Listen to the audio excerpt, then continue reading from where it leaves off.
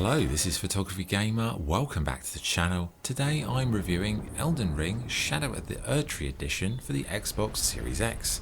The game is also available on PlayStation and Microsoft Windows. Elden Ring is a combat-driven action role-playing game developed by From Software. The game takes place after the destruction of the Elden Ring in a place known as the Lands Between. The lands are governed by the offspring of Queen Marika the Eternal, with each one possessing a shard of the aforementioned ring. You assume the role of a Tarnished and are tasked with exploring the vast landscape in search of the Great Runes in order to become the Elden Lord. This edition comes with the base game and the large expansion DLC Shadow of the Erdtree. Now if you'd like to skip straight to the Erdtree part of this review, check the timestamps in the description, but for everyone else, let's get into the base game. So, gameplay. Well, before you enter the Lands Between, you've got a lovely character creation system to make your own unique protagonist.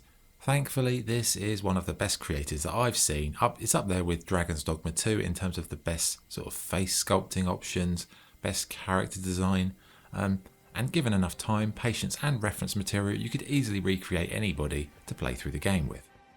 So you've made your character and you're off into the open world. And I'd say control wise, it's almost identical to any of the previous From Software games. You can wield weapons in either hand, you can fight two-handed, you can have quick slots for your items, your potions, to summon spells, etc. Now combat, it's more deliberate and considered as a system, and it's really about stamina and health and managing those things under the stress of the dangerous enemies.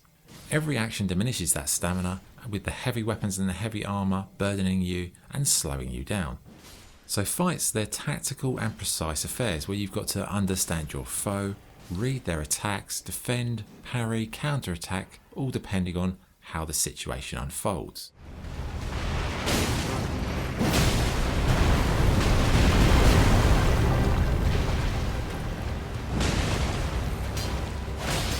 One thing Elden Ring does remarkably well is the enemy variety, with almost infinite variations of foes all having their own unique problems to deal with. But be warned, enemies do substantial damage, and 2 or 3 good licks mean you'll be seeing an all too familiar "you died" screen. Thankfully you've got a jump button, you've got power attacks that could be used in conjunction with that, there is also stealth that plays a part, doing sneak attacks.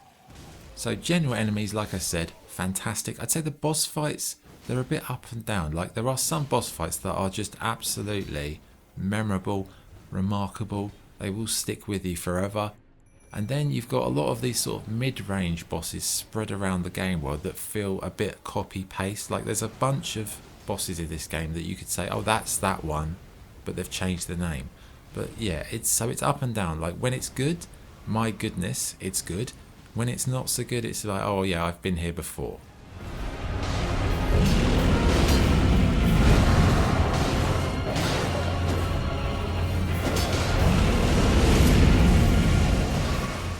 So with all these enemies, with all these bosses, you need good weapons, right? And this game does not disappoint you.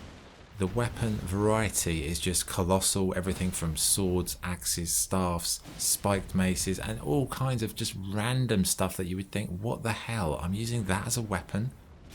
Now these weapons can be upgraded and improved over time, but it's a difficult game to pick which weapon to use because they've all got slightly different traits. You can add perks and augments to them to give them sort of traits such as poison or things like that.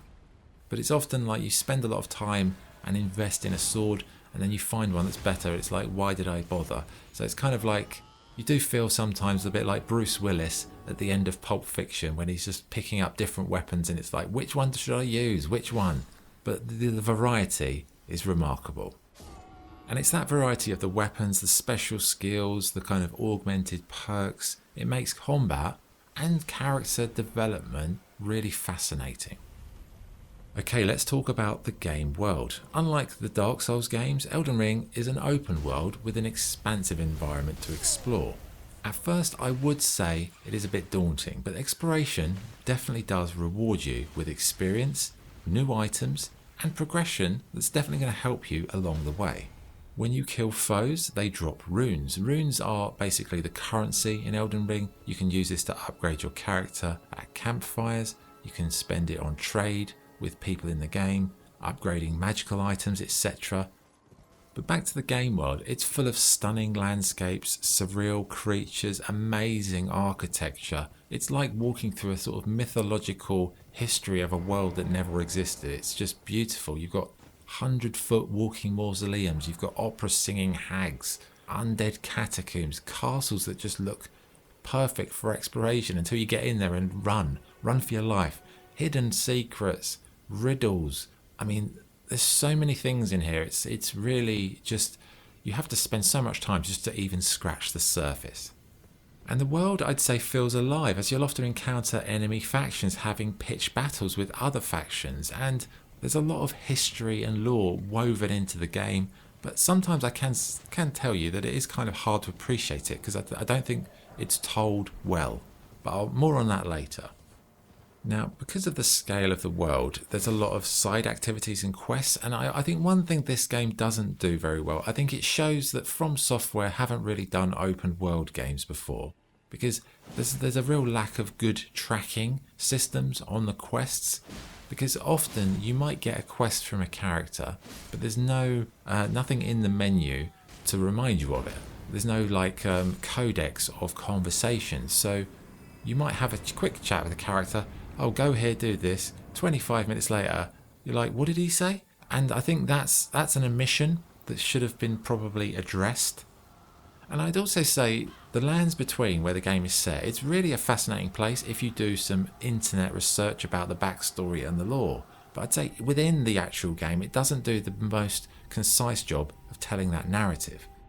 I would say one thing this game could really benefit from is having a building in the game world, a library, or some kind of travelling storytellers that sleep at campfires, and when you sit at the campfire you could talk to them and ask them about the region you're in. You know, what is this castle's history? What does this mean? And you could have rich, deep, branching narratives with characters, and I think that would only make the game better. But if you have to go on Google to search for information, I think that is a flaw. A small flaw, but a flaw nonetheless in the actual game design. Yes, you can find out stuff in conversations in the game, but again, it doesn't retain it.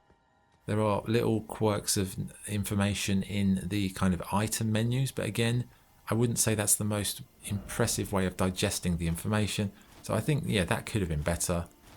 I mean, one thing this game does have that, say, the Dark Souls games didn't have is a proper map. Now, it's not like GPS, thankfully. It's a proper map where you sort of have to work your way around, but it's full of just incredibly interesting places, castles, caves, like I said.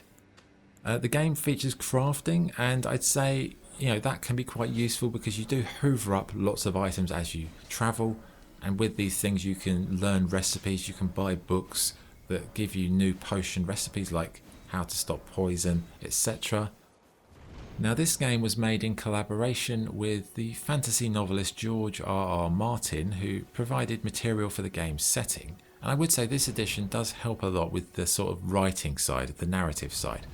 I'd say the NPCs, they're more coherent than in previous From Software games. I mean, they're still surreal, but you do feel a bit more like engaged, just a bit.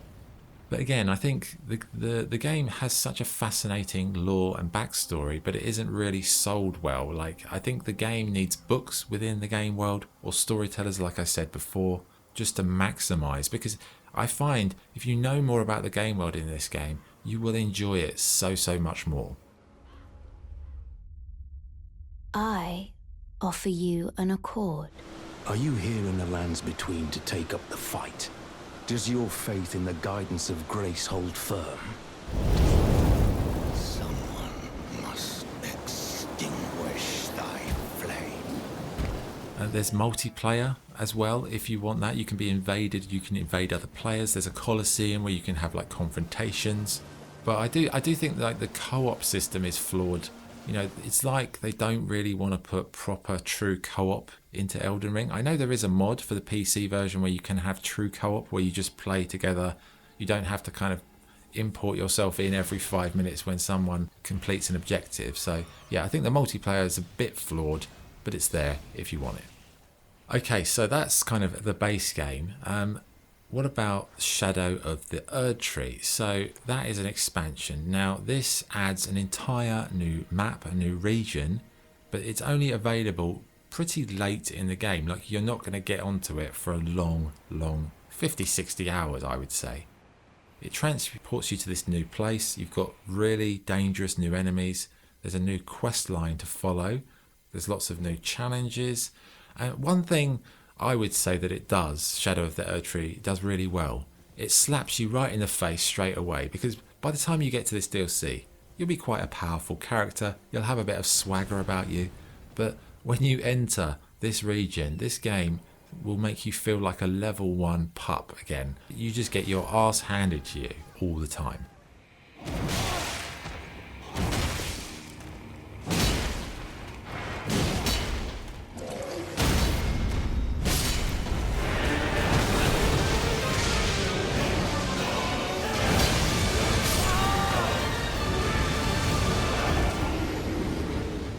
Now, in terms of the story for the DLC, your Tarnished must follow a sort of the trail of a key character from the base game.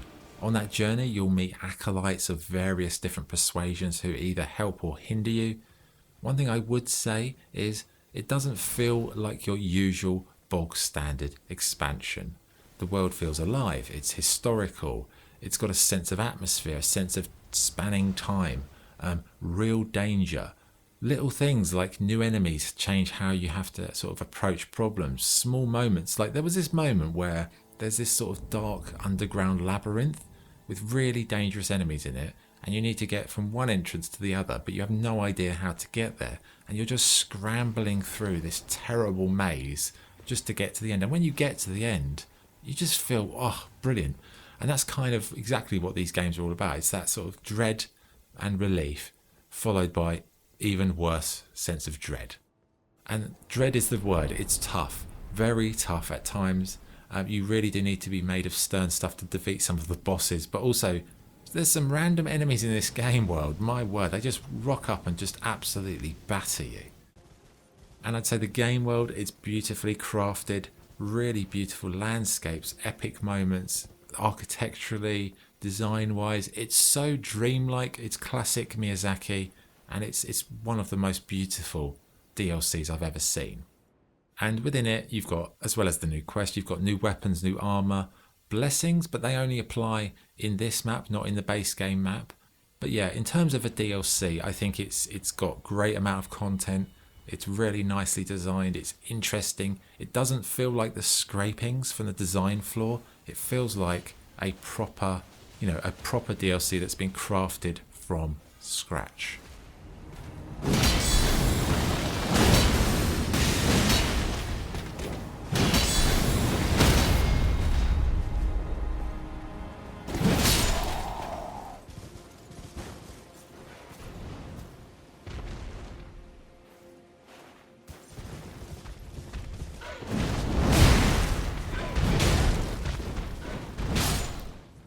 So in terms of graphics, the game world, as you can see, it's beautiful. The characters are lovely. The armor, the weaponry, like the detail on them is just beautifully done. There's so much love and attention to detail being put into it. I would say there are some issues with day-night cycles and weather effects. Like they're not like as fluid as you would like. Can be quite jarring. I'd say, yeah, architecturally, it's absolutely stunning. But I wouldn't say in terms of graphics it's revolutionary or it pushes the boat out. Like, it doesn't push the technology that it was on. It very much plays within the sort of Japanese model of building safely within the framework of the design. It doesn't push the envelope. It doesn't force forward some graphical revolution. But it does look really nice, and it probably helps with the consistency of the gameplay because there weren't many glitches. Some collision detection issues here and there, invisible borders, objects in the environment that just looked a bit odd. But generally, graphics are good. Not revolutionary, but it is a beautifully crafted game anyway, and you kind of just lose yourself in that washed out vintage art style. In terms of sound, the musical scoring is amazing. It's fantastic. The tracks that accompany your exploration, each region, incredible. Again, not really a big fan of the boss fight music because it just feels like the same music I've heard in every game by From Software since the year dot. It feels like the sort of music you'd buy off a royalty-free site for dramatic boss fight music from a video game, number 47. But the music that accompanies all of the sort of exploration parts are just absolutely some of the most it's always up there with the greatest classical music I've ever heard. Incredible. I'd say the voice acting is pretty well delivered, but can be laboured and can be hard to digest because again, you've really got to pay attention, and if you don't, you can't really reread the conversation, so a lot of stuff gets lost because it's quite deliberate and a bit slow. A path that a tarnished must travel. Indeed. Grace's guidance holds the answers. Okay, so what is the verdict? Elden Ring Shadow of the Erdtree Edition is a quality adventure with an immense amount of depth, lots of content to play through, and so many hidden mysteries to solve. It's unbelievable. Many of the features add to the experience, such as the open world elements, but I would say it does suffer from the same bloated feeling of other similar games in the genre. It's definitely not a game to be played in one consistent stretch. I found playing it over a period of months the second time round was much more enjoyable than just drilling through it. And it's probably the most ambitious game that From Software have ever done, and it's the first time they've ever done open world, and you can kind of tell because I think if they do another open world game, I think it will be a lot better because I think they've probably been learning on the job because most of their games have not been open world. They've been contained, almost like retro structure, linear maze type structure. So yeah, I've played through the base game twice now, and I've played the Erdtree DLC once. And one thing I would definitely say is the replay value here is staggering because there's so many obscure things in the game that you just wouldn't even notice. And you can play through this game 3-4 times and you probably find new stuff all the time. The character sort of progression, weapon variety, class, the way you can develop your character into all manner of different things is just, again, remarkably varied. Add to that the stunning and challenging DLC, and this has to be one of the best game packages that I've ever seen. Elden Ring is massive and really interesting and great value, even with some flaws. The flaws, it's like the flaws that you get in, say, Skyrim or the good Bethesda games of yesteryear. The flaws don't ruin it, they're annoying, but the quality on the other side just washes away any negative thoughts you would have. Like, to sum up Elden Ring, it's kind of, as an experience, like there was one moment in the game where I was on my horse. I saw a large castle in the distance. I had no idea. I used my horse to get to the gate, had to deal with a giant, enter the castle, there's rival factions having a fight. I'm sneaking around, collecting items, trying to survive to the next campfire. Then you have a great boss fight, and it's just like, it's that kind of walking into the dangerous unknown that just makes this game such an enjoyable, painful, but ultimately rewarding proposition. Would I recommend it? Well, if you didn't like Dark Souls, then it's going to be hard to recommend, really.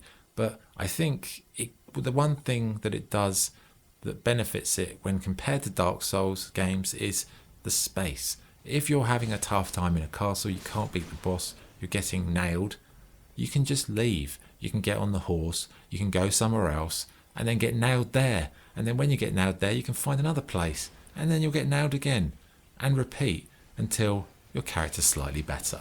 But yeah, very challenging, rich, interesting, amazing replay value, fantastic DLC, wonderful art style, beautiful landscapes, scoring is absolutely elegant to the extreme.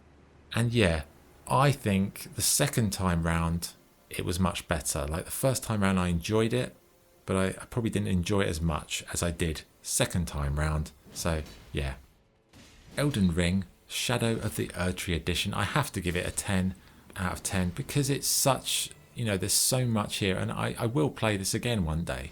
when I feel up to it, because it is a challenge. But it's rare in the modern world to get a game like this, because and in particular in recent times there's been news that Sony have purchased some aspect of From Software, which it may mean we never get another game like Elden Ring.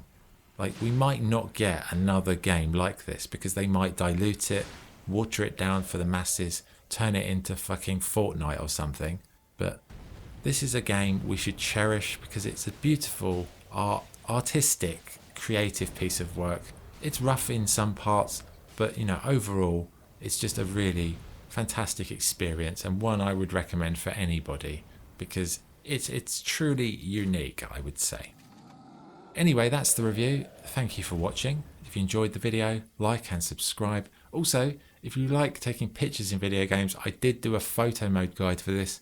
Even though it doesn't have a photo mode, I show you how to take some pictures. I'll put a link in the description to that. Anyway, this is PG signing off. Thank you and good night.